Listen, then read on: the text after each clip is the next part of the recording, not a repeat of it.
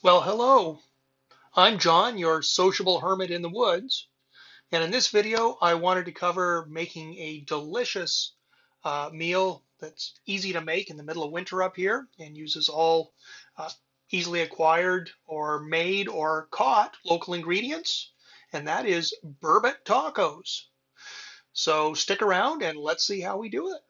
We're going to start off by making the dressing or the sauce, and that'll give it a little bit time for it to sort of marinate and get all the flavors around. And it's pretty straightforward. We're really just going to base this off of mayonnaise. So we're going to get a good batch of mayonnaise there, 2 to 3 tablespoons worth, something like that. Okay, so mayonnaise, a little bit of lime juice. We're just going to kind of do this by eyeball. About 1 teaspoon of lime juice. Going to do a quick dash of celery seed. Celery seed is really potent, so you probably don't need an awful lot of that. I like dill, so I'm going to put in a good splash of dill. Regular table salt. Try to go a little easy on that. We can add more later if we want. And fresh ground black pepper. Okay. And we're just going to take and stir all that up to make a nice uniform mixture. Um, Horseradish might also be good in there, depending on personal taste and what you want, but I'm not using it this time. Okay, there we go.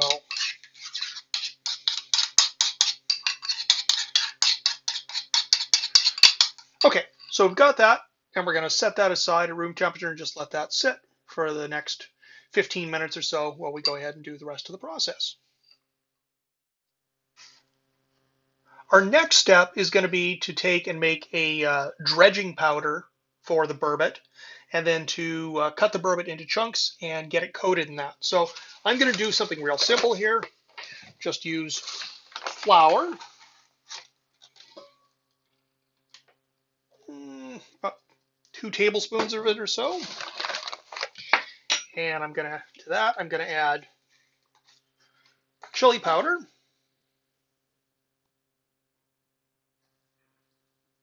fair bit. I like chili powder, and again we're going to add salt here as well. Okay.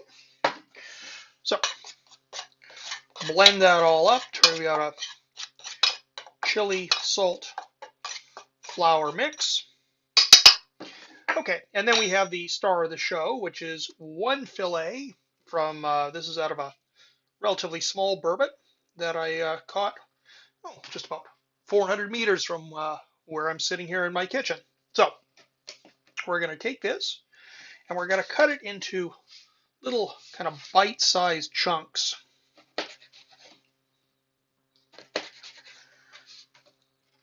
That's good, that's good. That piece is okay.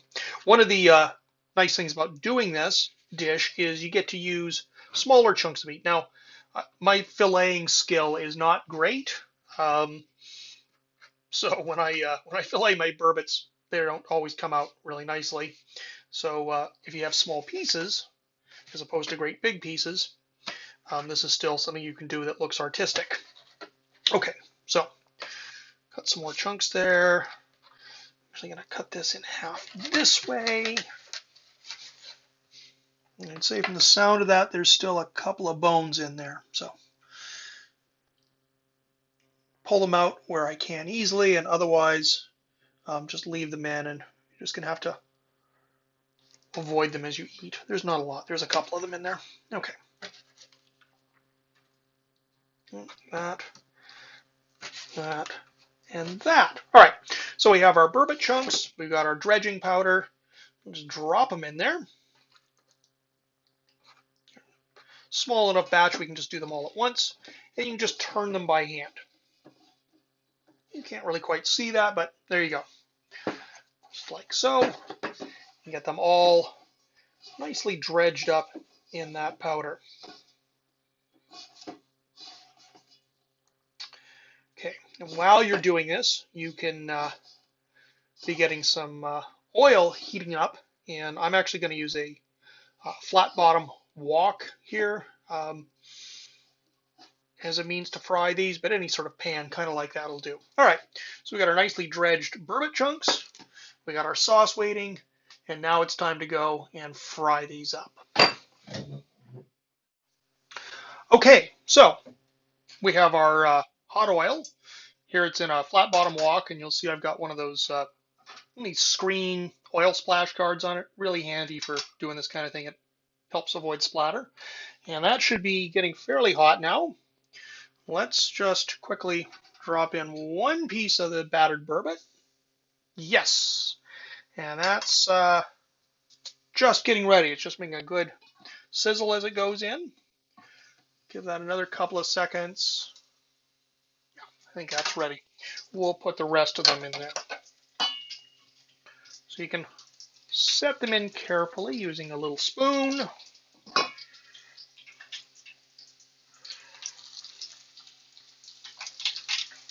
Try to avoid them touching each other because you'd like them to not stick together.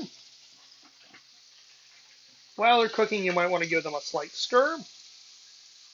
Flip them over if they're not completely submerged. You could obviously do this in a deep fryer as well, but you use less oil this way, and it's so fast that you might as well just do it this way. And these will be done really in less than 5 minutes, more like about 3 probably. Depends on how thickly you cut them, but these are 2 to 3 minutes. They should be a nicely done level there. All right, well, these are about done now, so you can go ahead and turn that off. And what you want to do is lift them out and put them into a dish here with a little bit of paper towel so they'll drain off. And they are really hot right now, which is fine. You'll want those to cool just a little bit, and that will give you time to microwave the pre-made frozen tortillas. So everything will be ready all at the same time. So, boy, they look good. And here we are. So we have our fresh tortillas. You can see my video on how to make those. We have our sauce that we made here, and which has had some time to sort of marinate and blend the flavors all nicely. So we put a nice dollop of that. There we go.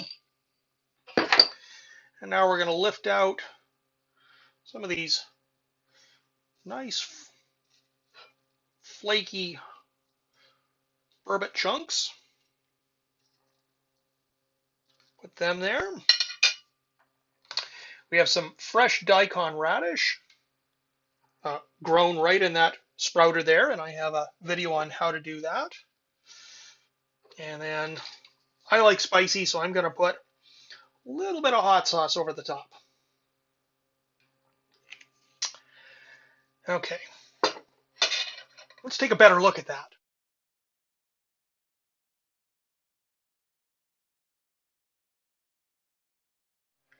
Well, it sure looks pretty good, but let's try it.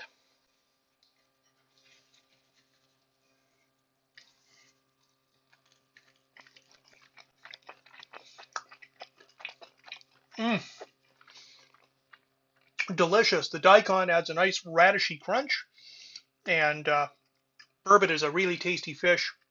When it's fried, it makes good fish and chips, but it's also why it's so good here.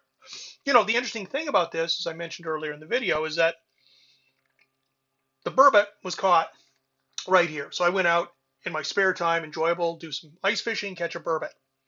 The tortillas were made right here. Pretty simple to do that. I can grow the sprouts right here.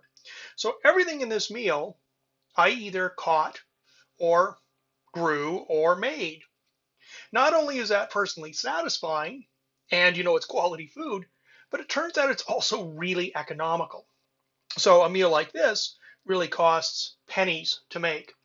And it's one of the trade-offs for being a hermit in the woods is that I have less time spent working and more time doing stuff for myself, like cooking meals.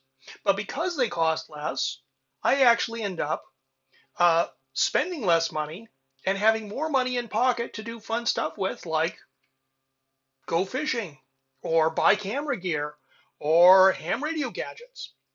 And that's why being a sociable hermit in the woods is a good deal for me. Anyways, I hope this gave you an idea of something you can do with your burbot or similar whitefish. And maybe you'll enjoy making these too. With that, this is John the Sociable Hermit. Until next time.